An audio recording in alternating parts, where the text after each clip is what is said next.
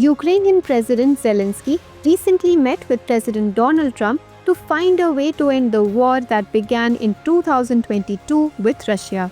Ukrainian President Zelensky has repeatedly stated that the war will end only when this area lost in 2014 returns to Ukrainian control. On the other hand, Russia has clearly communicated that there will be no compromise on Crimea as it considers the region to be historically Russian territory. The US and Europe are also speaking in different tones on this issue. In such a polarized atmosphere, the question has once again become central. Who does Crimea truly belong to? To answer this question, we must first delve into pages of history where this region has repeatedly shifted between powerful empires. Crimea, located between the Black Sea and the Sea of Azov, is a fertile and strategically vital region. The ancient Greeks referred to it as Taurida. The first major powers to occupy the region were the Greeks and later the Romans. Subsequently, Genoese traders dominated the area, making it an important commercial center. In the 13th century, the Mongols' Golden Horde took control of the entire region.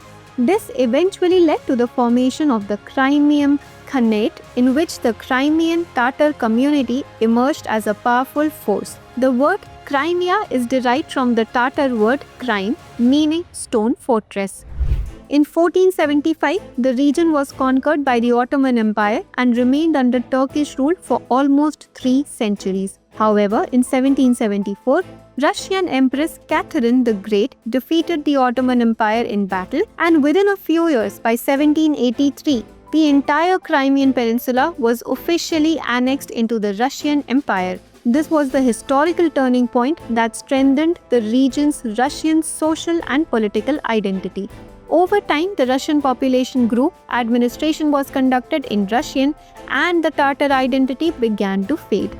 In the 20th century, Crimea became the center of several major conflicts, the most significant of which was the Crimean War 1853-56, where Russia faced the combined forces of Britain and France. Although the war's objective was to curtail Russia's growing power, Russia's grip on Crimea remained unshaken. Let's now discuss the Soviet era. In 1918, the Bolsheviks defeated the Tatar power and took control of the region, soon incorporating it into Soviet Union. In 1921, it was given the status of the Crimean Autonomous Soviet Socialist Republic. However, World War II became the most tragic chapter in the region's history. Soviet leader Joseph Stalin accused the Crimean Tatars of collaborating with the Nazis and deported nearly 2 lakh of them to Uzbekistan and Central Asia. Thousands died on the journey, and those who survived were forced to live far from their homeland for several decades. In 1954, Soviet leader Nikita Khrushchev made a decision that is considered the root cause of the present-day dispute. He transferred Crimea from Russia to Ukraine, citing it as a symbol of Russian-Ukrainian brotherhood. At that time, the Soviet Union was united, so no one opposed the decision. However, technically, a region where 90% of the population spoke Russian was suddenly placed under the Ukrainian administration.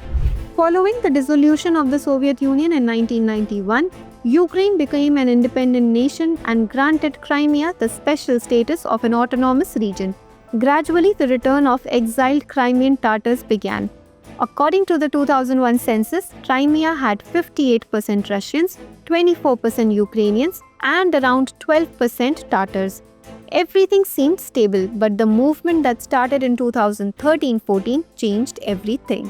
Pro-Russian President Viktor Yanukovych fled the country, and Russia took advantage of the instability by sending troops to Crimea in February 2014. Within days, the Parliament of Crimea was seized and referendum was held, in which supposedly 97% of the people voted to join Russia. Western countries labeled it illegal and fraudulent, but Russia called it a step to correct a historical mistake and officially annexed Crimea into the Russian Federation on 18 March 2014. In 2014, the United Nations General Assembly passed a resolution declaring that Crimea is still a part of Ukraine and that Russia's occupation is illegal. Following this, The United States and the European Union imposed strict sanctions on Russia. However, the ground reality is that Russia has established full administrative and military control over the peninsula. Since the start of the Russia-Ukraine war in 2022, this issue has once again become the center of international discourse. President Zelensky has stated, "If we had not left Crimea in 2014, Russia would not have dared to attack our other territories today." On the other hand, Russia reportedly claims that Crimea is an integral part of Russian history and culture. We now conclude the discussion with today's question. Critically analyze the Russia-Ukraine conflict in the context of Crimea's historical significance. To what extent are historical factors and contemporary geopolitical dynamics responsible for the ongoing dispute?